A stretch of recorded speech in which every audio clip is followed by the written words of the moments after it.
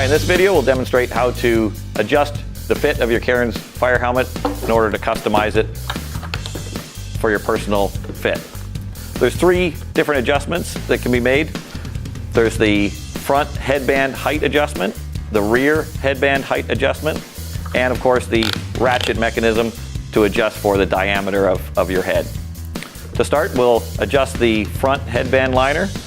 To do that, just reach in between the headband and the impact cap and pull away the Velcro, and that allows you to adjust the headband up or down to adjust for the height of your preference. For the rear headband adjustment, there's 3 points of adjustment on each side.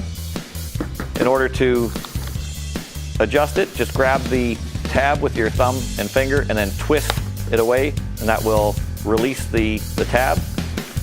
Do the same on both sides.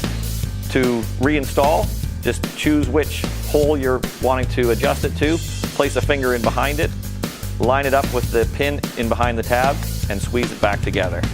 And that will adjust the height of your rear headband. And that concludes the adjustment of your MSA Cairns Fire Helmet.